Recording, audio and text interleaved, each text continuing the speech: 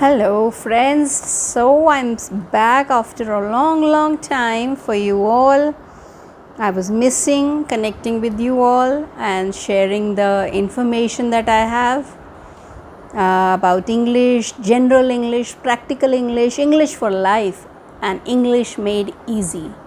There will be smart English, there will be professional English, there can be grammar sometimes, there can be smart words, latest words, classic words. लेकिन हर तरह से आपकी life में हर category के लोगों को, मतलब चाहे घर में रहते हो, बाहर रहते हो, छोटे हों, बड़े हों, मिडिल एज हों, ओल्ड एज के हों, सबके लिए इंटरेस्ट की चीज़ है. आप समझ सकते हैं, सीख सकते हैं, बोल सकते हैं. कोई चीज़ें जो आप नहीं बोल सकते हैं एटलीस्ट आप उसको समझ सकते हैं. कोई दूसरा बोले you can understand. You will not be blank. Blank means आप ऐसे ही नहीं खड़े रहोगे, पता नहीं क्या बोल रहा है, कौन सी भाषा बोल रहा है. आप नहीं भी बोल पाए तो फ़ायदा ये है कि at least you will understand what somebody is saying in a TV और outside in a party. So you will feel smarter and more confident. यही मेरा मकसद है. ठीक है, तो जो कोई हवा या टेंशन है इंग्लिश का वो दूर करके फ़न वे में, इजी वे में, कन्वर्सेशनल वे में आप लोगों से अब मैं बातचीत करते हुए आपको इंग्लिश तरह तरह से सिखाऊंगी.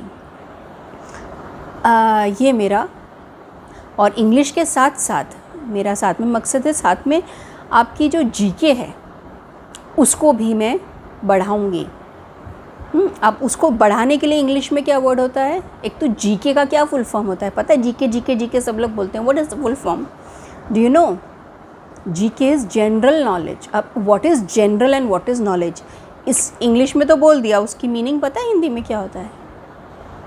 चलिए सबसे पहले इसी से शुरुआत करते हैं. तो जनरल इज़ आम तौर पे, जनरल पब्लिक, आम पब्लिक की बात कर रहे हैं हम, किसी खास वीआईपी की नहीं कर रहे. तो जनरल नॉलेज आम, हमारे आसपास दुनिया में क्या हो रहा है, कोई ख़ास सब्जेक्ट की हम पढ़ाई नहीं कर रहे या ख़ास व्यक्ति या टॉपिक पे नहीं कर रहे. जनरल आम.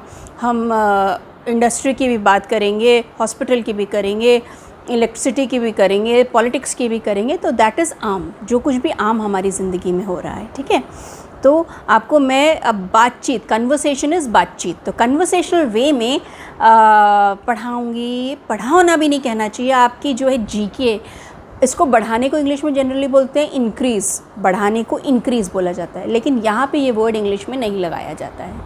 ठीक है, आम तौर पे जनरली ये नहीं लगाया जाता है. जनरली यहाँ पे लगाना चाहिए कोई नॉलेज. Not is knowledge. एक तो नॉलेज की हिंदी क्या आप बोलेंगे? नॉलेज इज़ जानकारी.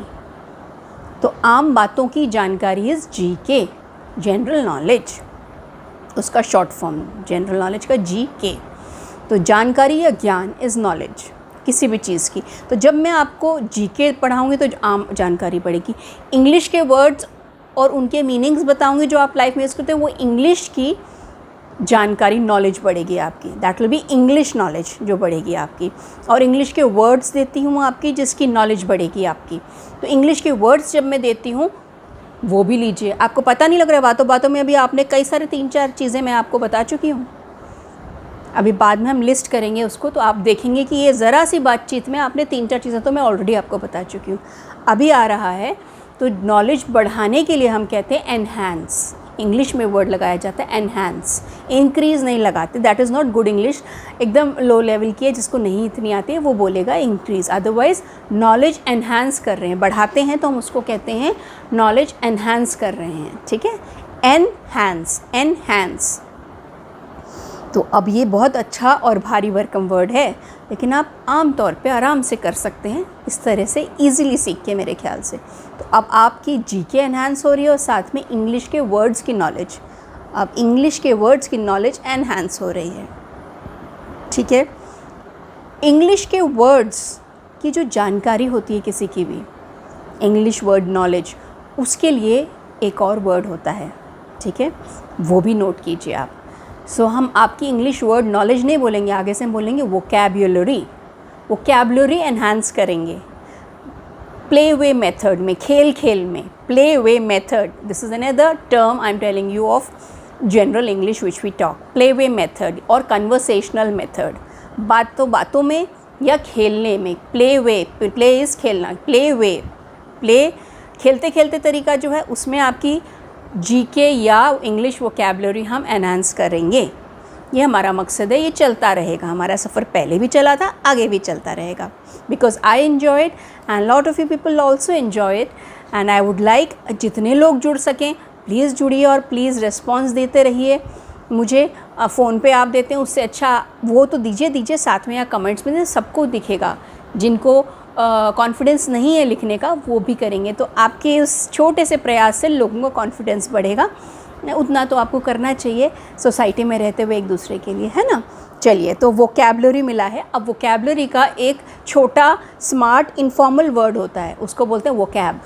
तो वोकैबुलरी भी कह सकते हैं और इनफॉर्मली आप वोकैब भी कह सकते हैं। What is informal? Informal is जो हम दोस्तों में या कोई ऑफिशियल जगह नहीं बैठे हैं तो हम इनफॉर्मल लैंग्वेज यूज़ कर सकते हैं, इसको इनफॉर्मल लैंग्वेज बोलते हैं। फॉर्मल होता है जैसे हम किसी ऑफिस में गए हैं, कोई अधिकारी है, ऑफिसर है, उससे बात कर रहे हैं, स्कूल में गए हैं, टीचर है, प्रिंसिपल है, या हॉस्पिटल में डॉक्टर से बात कर रहे हैं, तो उधर हम फॉर्मल लैंग्वेज यूज़ करते हैं। ये भी आपको पता लगी अभी अपनी वोकैबुलरी में ऐड कीजिए, what is formal language, what is informal language. तो vocabulary is formal language word, और उसको अगर हम इनफॉर्मल जगह में ही बैठे हैं यूज़ कर सकते हैं vocab. Alright, at least 5, 6, 7 things we have done. List अभी हम बाद में करते हैं, इतने ही बात में। ठीक है जी, चलिए अभी हम चलते हैं। मैं आज की अपनी कन्वर्सेशन में हमारी जो बातचीत का सेशन होता है उसमें ज़रूर मदर का जिक्र करना चाहती हूँ। कल ही मदर्स डे गया है। कल मैं थोड़ा सा बिज़ी थी, मेरी इच्छा थी कि मैं कल ही शूट करके अपलोड करूं, लेकिन कल नहीं कर पाई। तो कोई बात नहीं, नज़दीक है, आज कर लेते हैं मदर के बारे में। What is mother? माँ, है ना। और कल की बजाय आज भी कर दिया, माँ को याद कर लिया, माँ तो उसमें ही खुश हो जाएगी। क्यों? क्योंकि माँ तो हर हाल में खुश रहती है। हम उसके लिए थोड़ा सा भी कर दें तो वो खुश है, ना भी करें तो भी खुश है, क्योंकि वो mother is a person, is a figure who gives unconditional love. अब इस लाइन में मैंने कुछ वर्ड्स यूज़ किए। मदर आप जानते हैं, फिगर मैंने कहा कि आपको समझ आया। फिगर वो नहीं कि एक औरत की, लड़की की या लड़के की क्या फिगर है, उसकी क्या शेप है बॉडी की। फिगर का यहाँ दूसरा मीनिंग है, ठीक है, अभी बताती हूँ। और अनकंडीशनल लव मैं कह रही हूँ। तो ये दो वर्ड्स ऐसे जिनको बहुत सारों को इसका मीनिंग नहीं पता होगा, आम जनरल जनता को, उसके लिए है। तो व्हेन आई से it is a figure means it is a person. ज़रूरी नहीं आपकी ही माँ की बात हो रही हो, कोई भी हो सकता है। शायद आपकी माँ आपके साथ हैं, नहीं हैं, क्योंकि हो जाता है ना। ज़िंदगी है, लाइफ है, कभी कभी दुख भरी घटनाएं जल्दी हो जाती हैं, कहीं भी देर से होती तो नहीं। तो फिगर मैंने इसीलिए कहा कि हो सकता है आपकी माँ नहीं हो सकता है आपके अभी अड़ोस में, पड़ोस में, रिश्तेदारी में, फ्रेंड सर्कल में कोई ऐसा हो जो आपका मदर फिगर है, मतलब माँ के जैसा पर्सन है। क्यों, कौन होता है माँ के जैसा पर्सन? जो हमें अनकंडीशनल लव देता हुआ दिखता है। What is unconditional love? Love सब जानते होंगे, प्यार। अनकंडीशनल इज़ बिना शर्तों के। वो ये नहीं कहता तुम मेरे लिए ये करो तो मैं तुम्हें ये प्यार करूँगा या तुम्हारे लिए कुछ अच्छा करूँगा। तो कभी हम किसी से ऐसे टकरा जाएं सोसाइटी में जो हमारी मम्मी नहीं भी हो, तो यहाँ में देखिए औरों के लिए कर रहा है, वो कुछ मांग नहीं रहा लेकिन वो कर रहा है उनके लिए अच्छा, तो that is a mother figure. ठीक है, तो अनकंडीशनल भी एक वर्ड मिला आपको, फिगर मिला। It is a mother figure, मतलब पर्सन जो मदर जैसा है। ठीक है, तो अनकंडीशनल लव बिना शर्तों के। लेकिन एक वर्ड इसमें आया कंडीशनल, कंडीशन। अनकंडीशनल में एक वर्ड है कंडीशन, कंडीशन भी कर लेते हैं। कंडीशन का एक और मीनिंग होता है, कंडीशन का मीनिंग होता है हालात। यहाँ पर वो नहीं है, तो इंग्लिश में आप पाते हैं कभी बहुत सारा, एक वर्ड के कभी 2, 3, 4 मीनिंग भी होते हैं। तो कहाँ पे क्या अप्लाई किया जा रहा है वो आपको ध्यान रखना पड़ेगा। इसलिए मैं आपको साथ में ही वर्ड हुआ है तो उसका जुड़ा हुआ मीनिंग दे रही हूँ, जो आमतौर पे कई बार यूज़ किया जाता है। कंडीशन, उस आदमी की कंडीशन कैसी है, मतलब उसके हाल कैसे हैं अभी। या श्रीलंका में अभी कंडीशन अच्छी नहीं है, वहाँ मत जाइए, मतलब वहाँ अभी हाल जो हैं ठीक नहीं है। ठीक है, तो एक कंडीशन का वो मीनिंग है। एक कंडीशनल लव होगा, कंडीशन भरा हुआ लव, वो हाल नहीं है, कंडीशन वो शर्तों हैं।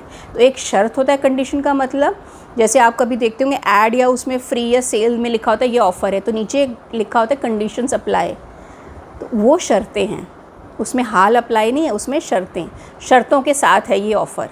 और दूसरा कंडीशन का मीनिंग होता है हाल। मैंने दोनों के एग्जाम्पल आपको दे दिए हैं।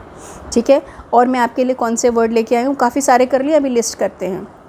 ठीक है। अभी जो हमने कहा अनकंडीशनल लव, एक तो आपकी मम्मी होती ही होती हैं, सभी की मम्मी होती हैं, और जो मैंने बताया कि आप सोसाइटी में भी ऐसे पा सकते हैं, उसके एग्जाम्पल आप कुछ सोच सकते हैं ऐसे कोई? मदर टेरेसा, वो देती थी ना, कितने साल पुरानी चीज़ें, अब वो हमारे बीच में भी नहीं है, लेकिन आज भी हम उन्हें याद करते हैं। वो माँ और माँ के प्यार का ऐसा बड़ा स्वरूप है कि सालों तक जाने के बाद भी उनको याद किया जाता है ना। उन्होंने एक आइडियल एग्जाम्पल सेट कर दिया है। तो कोई बहुत अच्छी हरकत माँ जैसी या बड़े दया दिखाता है तो हम कहते हैं मदर टेरेसा है बिल्कुल ये, ठीक है ना। तो मदर टेरेसा। एक और मैं अभी करना चाहूँगी आपकी जीके बढ़ाने के लिए। लेटली एक इडली अम्मा, अम्मा कौन? साउथ में स्पेशली तमिलनाडु में अम्मा बोला जाता है माँ को या मदर फिगर को, माँ जैसे को। तो इडली अम्मा एक बहुत फेमस हो रही हैं, आप लोगों को पता है या नहीं? नहीं पता तो जीके अपनी एनहांस कीजिए, मैं देती हूँ आपको। इडली अम्मा जो हैं पिछले करीब 35-40 सालों से 1 रुपये में लोगों को इडली खिलाती हैं बना के। बताइए आप, उन्होंने पैसे नहीं बढ़ाए हैं आज तक। 1 रुपये में इडली सांभर चटनी देती हैं, पेट भरने लायक। तो ये माँ कर सकती है कि अपना प्रॉफिट नहीं सोचना, अपनी मेहनत का रिटर्न नहीं सोचना, और लोगों को, सोसाइटी को खिलाना कि खाना मैं खिलाऊँगी। इतने सालों से करते उनको, उसकी रिस्पेक्ट, उनको सम्मान करते हुए एक बहुत बड़े उद्योगपति है, उद्योगपति को बोला जाता है industrialist, Anand Mahindra and Mahindra company, जिनकी कार और जीप चलती हैं, बहुत महंगी भी चलती हैं, और छोटे लेवल से भी शुरू हो जाती हैं, बड़े तक चलते हैं। तो बहुत बड़े, बहुत अमीर आदमी हैं। उन्होंने उनको मदर्स डे पर गिफ्ट करा है घर, इडली अम्मा को। तो माँ को उन्होंने रिस्पेक्ट दी है, ठीक है। तो यहाँ से आपका एक जीके भी बढ़ता है। नेक्स्ट मदर्स डे, इस भी जीके की बताऊँ। मदर्स डे आता है तो कौन सी डेट होती है इसकी, क्या आपको पता है? कोई डेट फिक्स है क्या मदर्स डे की? जैसे क्रिसमस की होती है या न्यू ईयर्स की होती है, क्या इसकी भी कोई डेट फिक्स है? नहीं। अगर आपको पता है तो बहुत अच्छी बात है। जिनको नहीं पता, आप सोचें आज इस बार 8 मई था तो 8 मई फिक्स है? फिक्स नहीं है। मदर्स डे जो है मनाया जाता है मई के 2nd संडे में। तो अब अगले साल जो भी डेट आएगी 2nd संडे को मई के, ठीक है, हिंदी में मई बोलते हैं, इंग्लिश में मई, 2nd संडे ऑफ मई में मदर्स डे मनाया जाता है। हालांकि वो बात अलग है, एक डिस्कशन हो जाता है कि वो एक दिन नहीं होता माँ का या फादर का या डॉटर का या ग्रैंडमदर का, वो बात ठीक है, या वैलेंटाइन जैसा प्रेम का, वो हर दिन हमेशा होता है। लेकिन इस बहाने वो तो आप हमेशा करते हैं, लेकिन बाई चांस कहीं चूक हो जाए या कमी हो जाए साल भर में, जीवन भर में, तो कम से कम उस दिन थोड़ा सा अगर याद करके सेलिब्रेट कर लें उस ख़ास रिश्ते को, तो कोई बुराई नहीं है। ये नहीं है कि और दिन बिल्कुल ध्यान ना रखिए, सिर्फ उस दिन रखिए, लेकिन उस दिन थोड़ा सा और ध्यान खास रख दीजिए, तो उस रिश्ते में और 4 चांद लग जाएंगे, ठीक है ना। तो मदर्स डे की भी आपको जीके दे दी गई है। एंड आई थिंक हमने बहुत सारे चीज़ें कर ली हैं, अबाउट 9-10 हमने कर लिए हैं चीज़ें जो आपको मिली हैं, और या मे बी मोर। देखिए अब मैं आपको थोड़ा सा, आपको मेरी लिस्ट करा, इससे मैं भी ना भूल जाऊँ कि मेरे लिए जनरल लैंग्वेज है, कहीं ये थोड़ा सा आप लोग ध्यान कर सकें। लिस्ट करिए। देखिए आपने उल्टे से चलते हैं। मदर्स डे की डेट आपको बताएगी, जीके क्या होता है उसका फुल फॉर्म बताया, जनरल और नॉलेज का मीनिंग बताया गया, बढ़ाने को, नॉलेज बढ़ाने को एनहांस वर्ड यूज़ किया जाता है, ये बताया गया। नोट करते जाइए अब आप लोग, मैं सिर्फ एक रिकैप दे रही हूँ आपको, बताया गया। उसके बाद प्लेवे मेथड क्या होता है, कन्वर्सेशनल मेथड क्या होता है, ये टर्म भी बताया गया और ये आपको दिया गया है, ठीक है ना। देन वोकैबुलरी और वोकैब, 2 आपको दिए, अलग अलग लिखिएगा इनको, वोकैबुलरी, और उसमें बताते हुए आपको इनफॉर्मल लैंग्वेज, फॉर्मल लैंग्वेज बताई गई। ये 4 हैं, वोकैबुलरी एक हो गया, वोकैब एक हो गया, इनफॉर्मल लैंग्वेज, अचानक ये भी और हो गए, ठीक है। फिर आपकी जीके में बताया गया इडली अम्मा कौन है, वो क्या खास काम करती हैं, अभी भी जीवित हैं, कर रही हैं, और आनंद महिंद्रा जो एक बहुत बड़े उद्योगपति, इंडस्ट्रियलिस्ट जिसको बोला, ये भी एक टर्म आपको पता लगा, उन्होंने कितना अच्छा उनके लिए काम करके दिखाया, उनका सम्मान करा है। फिर मदर फिगर के बारे में आपको, मदर फिगर, फादर फिगर, ठीक है ना, टीचर फिगर हम कह सकते हैं।